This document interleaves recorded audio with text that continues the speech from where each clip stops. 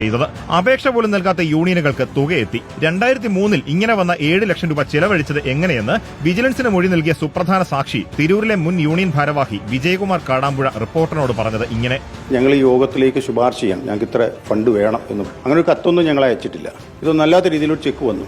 Check ഞങ്ങൾ ഞങ്ങളുടെ അക്കൗണ്ടിലേക്ക് സമർപ്പിച്ചതിന് ശേഷം വെള്ളാപ്പള്ളി നടേശനുമായി ബന്ധപ്പെട്ടു. ഇങ്ങനെ ചെക്ക് വന്നിട്ടുണ്ടല്ലോ, ഇതെങ്ങനെ കൈകാര്യം ചെയ്യും? അദ്ദേഹം പറഞ്ഞു, നിങ്ങൾ യൂണിറ്റ് ഒന്നും ആയിട്ടില്ലല്ലോ, തൽക്കാലം അത് ബാലനെടുത്ത് കൊടുക്കുക, അദ്ദേഹം തിരിച്ചടച്ചോളും. ഈ തുകയ്ക്ക് ബിസിനസ് ചെയ്തയാൾ തിരിച്ചടച്ചു. പിന്നെയും വന്നു തുക 50 ലക്ഷം. എന്നാൽ ഒപ്പിട്ട് വാങ്ങാൻ ഭയന്ന അന്നത്തെ സെക്രട്ടറിക്ക് സ്ഥാനമൊഴിയേണ്ടി വന്നു. അന്നത്തെ സ്ഥിതിയിൽ 50 ലക്ഷം രൂപ ബാധ്യതയായി വന്നാൽ എന്നെ കൊണ്ട് തിരിച്ചടക്കാൻ കഴിയില്ല. ഞാൻ യൂണിയൻ സെക്രട്ടറി സ്ഥാനത്ത് നിന്ന് ചുമതല ലീവിൽ മാറിയതാണ്. സംഘടനയോട് വിരോധം ഉണ്ടായിട്ടല്ല, ഇത്തരം അപകടകരമായ കാര്യങ്ങളിലേക്ക് സംഘടന നീങ്ങുന്നത് ശ്രദ്ധയപ്പെട്ടപ്പോൾ ഞാൻ സ്വയം ഒഴിഞ്ഞു മാറി പോകുന്നതാണ്.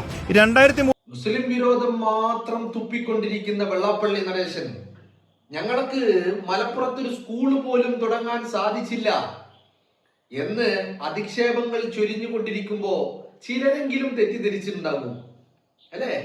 അയാളുടെ സമുദായത്തിനൊന്നും കിട്ടാത്തത് കൊണ്ടുള്ള വേദനയിലാണ് അയാൾ ഇതൊക്കെ പറയുന്നത് എന്ന്. അല്ലടോ, അല്ല. എന്താണ് ഈ മൈക്രോ ഫിനാൻസിങ് തട്ടിപ്പ് കേസ്?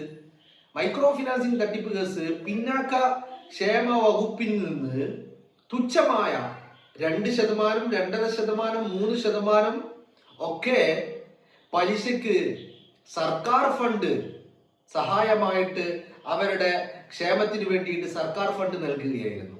അത് വെള്ളാപ്പള്ളി നടേശൻ വാങ്ങിയെടുത്തിട്ട് ഈ പറയുന്ന SNDP യോഗത്തിന് അത് ചെലവഴിക്കുന്നു, അല്ലെങ്കിൽ അത് ഇത്തരത്തിൽ അവരുടെ ഉന്നമനത്തിന് വേണ്ടിയിട്ട് കൊടുക്കുന്നു എന്നുള്ളതായിരുന്നു വെള്ളാപ്പള്ളി നടേശന്റെ അവകാശവാദം എന്ന് പറയുന്നത്. 2%, 2.5%, 3% ഒക്കെ പലിശക്ക് ഈ പണം ലഭിച്ചുകൊണ്ടിരുന്ന പണം വെള്ളാപ്പള്ളി നടേശൻ അത് 12%, 13%, 14% എന്ന് പറഞ്ഞാൽ 10% പലിശ വെള്ളാപ്പള്ളിക്കും ബാക്കിയുള്ളത് സർക്കാരിനും എന്ന രീതിയിൽ ഈ സ്വയം സഹായക സംഘങ്ങൾക്ക് ഇങ്ങനെ വായ്പയായി നൽകിക്കൊണ്ടിരിക്കുകയായിരുന്നു. അവിടെയും വലിയ തട്ടിപ്പ്. ഇല്ലാത്ത സ്വയം സഹായ സംഘങ്ങൾ രൂപീകരിക്കുക, എന്നിട്ട് ഈ പണം കൊടുത്തതായിട്ട് കാണിച്ചിട്ട് അത് സ്വന്തം പോക്കറ്റിലേക്ക് തട്ടുക. 20 ലക്ഷം വായ്പ നൽകുമ്പോൾ 10 ലക്ഷം വെള്ളാപ്പള്ളി നടേശന് ആ വായ്പ നൽകിയതിനുള്ള ഉപഹാരമായിട്ട് നൽകുക. ആവശ്യങ്ങൾ ഇങ്ങനെയൊക്കെയാണ് വെള്ളാപ്പള്ളിയുടേത് എന്ന് പറഞ്ഞാല് ഈഴവരെ, സ്വന്തം സമുദായത്തിൽപ്പെടുന്ന പാവങ്ങളെ, പട്ടിണി പാവങ്ങളെ, സ്ത്രീകളെ ഇങ്ങനെ ഊറ്റിപ്പിരിഞ്ഞ് ആ രക്തം കുടിക്കുന്ന ഒരു നമ്പർ 1 ചേറ്റ, അതാണ് വെള്ളാപ്പള്ളി നടേശൻ എന്ന് പറയുന്നത്. ഇവൻ ഇങ്ങനെ പന്നിക്കുട്ടിയെ പോലെ വീർത്തിരിക്കുമ്പോൾ നിങ്ങൾക്ക് തോന്നിയില്ലേ എന്തേ അതിന് കാരണമെന്ന്? അതിന് കാരണം മറ്റൊന്നല്ല, ഈ പാവങ്ങളുടെ ചോരയും നീരും അവന്റെ ശരീരത്തിൽ കിടക്കുന്നത്. പാവങ്ങളായിട്ടുള്ള ഈഴവരുടെ ചോരയും നീരുമാണ് അവന്റെ ശരീരം ഇങ്ങനെ നമ്മളെ നാട്ടില് പൂരി ഉണ്ടാക്കൂല, പൂരി വീർത്ത് വരുമ്പോൾ ഇങ്ങനെ വീർത്ത് വന്നില്ലേ, പന്നിക്കുട്ടികളെ പോലെ വീർത്തിരിക്കാൻ കാരണം ഈ പാവങ്ങളുടെ ചോര നീരാക്കി ഊറ്റിയതിൻ്റെ. നിങ്ങളൊന്ന് ആലോചിച്ച് നോക്ക്. ഒരു സമുദായത്തിന്റെ നേതാവായിട്ട് വരിക, എന്നിട്ട് ആ സമുദായത്തിന്റെ സംരക്ഷണത്തിന് എന്ന് പറഞ്ഞിട്ട് ആ കസേരയിൽ ഇരുന്നിട്ട് ഈഴവ സമുദായ അംഗങ്ങളെ ഊറ്റിക്കുടിക്കുകയായിരുന്നു ഈ ചെറ്റ എന്ന് പറയുന്നത്. എന്നിട്ട് ആ ഊറ്റിക്കുടിക്കലിനെ മറപിടിക്കാൻ വേണ്ടിയിട്ട് മുസ്ലിം സമുദായത്തിന് നേരെ അധിക്ഷേപം ചൊരിഞ്ഞുകൊണ്ടിരിക്കുക എന്ന് പറയാൻ, താൻ ചെയ്യുന്ന ചെറ്റത്തരം, ആ ചെറ്റത്തരം പുറം ലോകം അറിയാതിരിക്കാനും ആ ചെറ്റത്തരത്തിന് മറപിടിക്കാനും വേണ്ടിയിട്ട് മുസ്ലിം സമുദായത്തിന് നേരെ ഇങ്ങനെ കുരച്ചു കൊണ്ടിരിക്കുക, പേപ്പട്ടി കുരക്കും പോലെ. ഞാൻ മുമ്പ് പറഞ്ഞ ഒരു വാക്കുണ്ട്, ഇവൻ വർഗീയ വിഷജന്തുവാണ്. ആരെങ്കിലും ആലപ്പുഴയില് കണിച്ചിക്കുളങ്ങരയിലെ ഇവന്റെ വീട്ടിന്റെ മുമ്പിലൂടെ പോകുന്നുണ്ടെങ്കിൽ ശ്രദ്ധിക്കണം, പോയിസൺ ആവാൻ സാധ്യതയുണ്ട്, വിഷം തീട്ടാൻ സാധ്യതയുണ്ട്. കാരണം അത്രമാത്രം വിഷമാണ്. എല്ലാവരാലും അടിച്ചമർത്തപ്പെട്ട ഒരു വിഭാഗം ആളുകൾ, ഒരു നേരത്തെ അന്നത്തിന് വേണ്ടി കഷ്ടപ്പെടുന്ന ആളുകൾ, അത്തരം ആളുകളെ എന്ന് പറഞ്ഞാൽ പട്ടിണി പാവങ്ങളെ ഇങ്ങനെ പിഴിഞ്ഞൂറ്റി അത് നക്കണമെങ്കിൽ നടേശ നിന്റെ തന്ത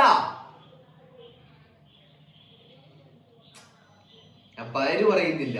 അയാള് തന്നെയാണോ അല്ലെങ്കിൽ വേറെ വല്ലവരും ഉണ്ടായതാണോ നീ ഈഴവരെ ഇങ്ങനെയും പറ്റിച്ച് നക്കാൻ? എന്നിട്ട് ഇവൻ ഇത് നക്കി എന്ന് മാത്രമല്ല, കേസായപ്പോ പിടിക്കപ്പെടുമെന്നായപ്പോ ഇവന്റെ സന്തത സഹചാരിയായിരുന്ന മഹേഷ് എന്ന് പറയുന്ന ഒരു ഇവന്റെ അനുയായിയുടെ തലയിൽ കെട്ടിവെച്ചു. ആ മനുഷ്യൻ ഞെട്ടിപ്പോയി. എല്ലാം ആ മനുഷ്യന്റെ തലയിൽ കെട്ടിവെച്ചപ്പോ ആ മനുഷ്യൻ ആത്മഹത്യ ചെയ്തു. ഇപ്പോ പിണറായി വിജയൻ ഇങ്ങനെ സംരക്ഷിച്ചു കൊണ്ടുനടക്കായിരുന്നു. 2015 ഇത് തുടങ്ങുന്നത്. 2015 തുടങ്ങിയിട്ട് 2016 ജൂണിലാണ് ഈ കേസിൽ ആദ്യത്തെ കേസ് രജിസ്റ്റർ ചെയ്യുന്നത് വിജിലൻസ്. അവിടുന്ന് ഇങ്ങോട്ട് പിണറായി വിജയന്റെ സഹായ ഹസ്തങ്ങളായിരുന്നു ഈ തെമ്മാടിക്ക്. അവിടുന്ന് ഇങ്ങോട്ട് പിണറായി വിജയന്റെ സഹായ ഹസ്തങ്ങളായിരുന്നു. പിണറായി വിജയനും ഈ ചെറ്റയും കൂടിച്ചേർന്നുകൊണ്ടുള്ള കൂട്ടുകച്ചവടമായിരുന്നു. കിട്ടുന്നതിന്റെ പപ്പാതി, കിട്ടിയതിന്റെ പപ്പാതി, അനുഭവിച്ചതിന്റെ പപ്പാതി എല്ലാം അങ്ങോട്ടും ഇങ്ങോട്ടും ഷെയർ ചെയ്തുകൊണ്ടുള്ള പരിപാടിയായിരുന്നു. മഹേശനെ കൊലക്ക് കൊടുത്തു. തനിക്ക് രക്ഷപ്പെടാൻ വേണ്ടിയിട്ട് മഹേശന്റെ തലയിൽ കെട്ടിവെച്ചു എല്ലാം. മഹേശന് ഈ നടേശൻ പറയുന്നതിന് അപ്പുറം ചെയ്യാത്ത വ്യക്തിയായിരുന്നു. മഹേശൻ ചെറുവിരൽ അണക്കണമെങ്കിൽ നടേശൻ പറയണമായിരുന്നു. പക്ഷേ നടേശൻ കുടുങ്ങുമെന്നായപ്പോ എല്ലാം കൂടി മഹേശന്റെ തലയിലേക്ക് ഇട്ടു. മഹേശൻ കിടുങ്ങി. താൻ എല്ലാ അർത്ഥത്തിലും വഞ്ചിക്കപ്പെട്ടു എന്ന് മനസ്സിലാക്കിയ മഹേശൻ ജീവൻ ഒടുക്കി. മനസ്സിലായില്ലേ എന്ന് നിങ്ങളൊന്ന് ആലോചിച്ച്. ഇവന് ഈ കേരളം കണ്ട ഏറ്റവും വലിയ ക്രിമിനലാ ഇവൻ. ക്രിമിനൽ എന്ന് പറഞ്ഞാൽ പക്ക ക്രിമിനൽ, കൊലയാളി. മഹേശന്റെ ആത്മഹത്യക്ക് ഏറ്റവും വലിയ കാരണക്കാരൻ ഈ നടേശനാ. നിങ്ങളൊന്ന് ആലോചിച്ച് നോക്ക്. ഈ നടേശന് ഇപ്പോഴും ഒരു പ്രശ്നമില്ല. എത്ര ക്രിമിനൽ കേസുകളിലെ പ്രതിയാ, അനക്കം വരുന്നില്ല. ഒരുത്തനും തോണ്ടുന്നില്ലവനെ, തൊടാൻ ഇഷ്ടപ്പെടുന്നില്ല. നിങ്ങളൊന്ന് ആലോചിച്ച് നോക്കണം. ഈ ചെറ്റ എന്നിട്ട് ചെറ്റത്തരം ചെയ്തതും പോരാഞ്ഞിട്ട് ഈ കൊലപാതകി, അതും നിങ്ങളൊന്ന് ആലോചിക്കണം. ഒരു ഈഴവനെ കൊന്ന കൊലയാളിയായവൻ, സ്വന്തം സമുദായത്തിൽ പെടുന്ന ഇവന്റെ അനുയായിയായിരുന്ന ഇവൻ പറയുന്നതൊക്കെ അണുകിട തെറ്റാതെ അനുസരിച്ചു കൊണ്ടിരുന്ന മഹേശനെ കൊന്ന കൊലയാളിയാണ് ഈ നടേശൻ എന്ന് പറയുന്ന ചെറ്റ. ആ ചെറ്റ എന്നിട്ടിപ്പോ നിങ്ങൾ കഴിഞ്ഞ കാലങ്ങൾ കണ്ടില്ലേ, ഇങ്ങനെ കൊരച്ചുകൊണ്ടിരിക്കുക. ഇപ്പൊ ഈ കേസ് ഇങ്ങനെ വീണ്ടും ഒന്ന് ഉഷാറായി തുടങ്ങുന്നുണ്ട്. ഇപ്പൊ ഇവനിക്ക് പത്രസമ്മേളനം നടത്തണ്ട, ഇപ്പൊ ഇവനിക്ക് മാധ്യമങ്ങളെ കാണണ്ട. നിങ്ങളൊന്ന് ആലോചിച്ച് നോക്ക്. 2026 നിയമസഭാ തെരഞ്ഞെടുപ്പ് കഴിഞ്ഞിട്ട് മെയ് 4 റിസൾട്ട് വന്നതിന് ശേഷം UDF ക്യാബിനറ്റ് അധികാരമേൽക്കുന്ന ആ നിമിഷം വരെ ഇവർ എല്ലാ ദിവസവും 2-3 വട്ടം മാധ്യമ സമ്മേളനം വിളിക്കായിരുന്നു. എന്ത് പറയാൻ?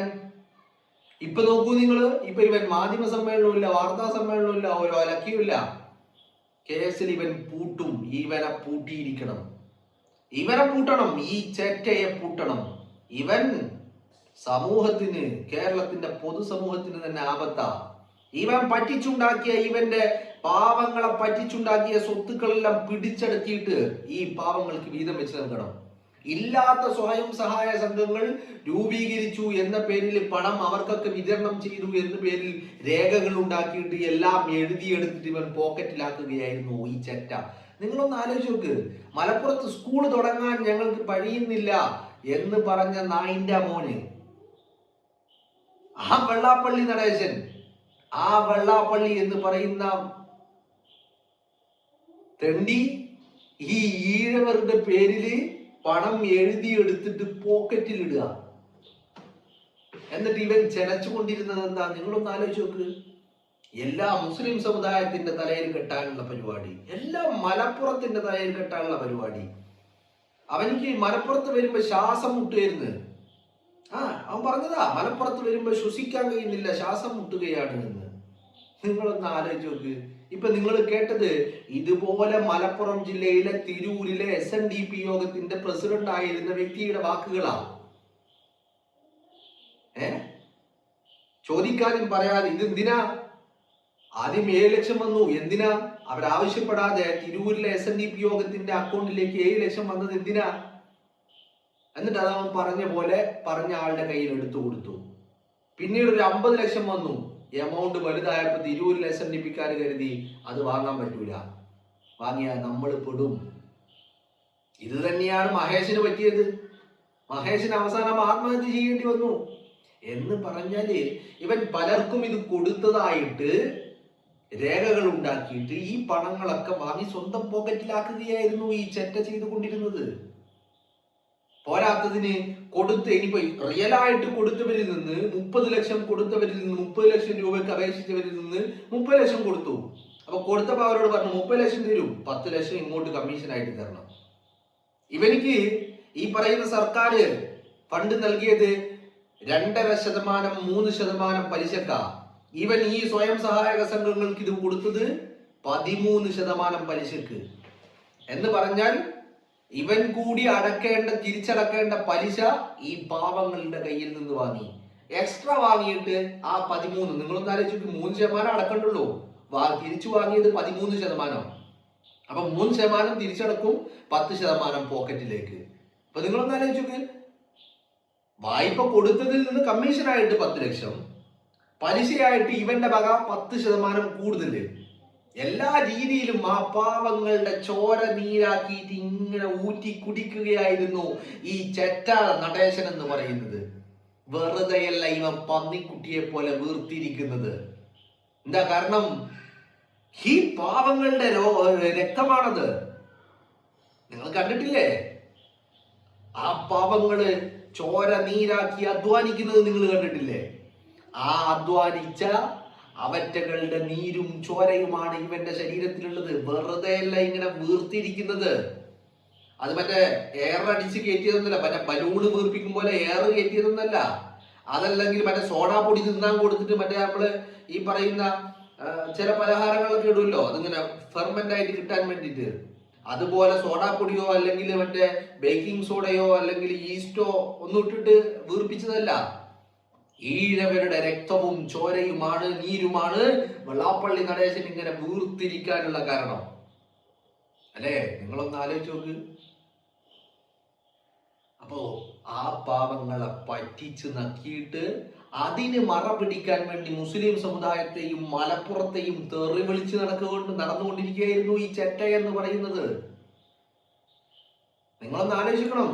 കള്ള് കച്ചവടം ഒരു ഭാഗത്ത് പലിശ മാഫിയ, ബ്ലേഡ് മാഫിയ, മറ്റൊരു ഭാഗത്ത് സർക്കാർ നൽകുന്ന സഹായങ്ങൾ വാങ്ങിയെടുത്തിട്ട് അത് വിതരണം ചെയ്യാതെ അത് പല രേഖകൾ ഉണ്ടാക്കി വിതരണം ചെയ്തതുപോലെ കാണിച്ച് സ്വന്തം പോക്കറ്റിലാക്കി നക്കി തിന്ന.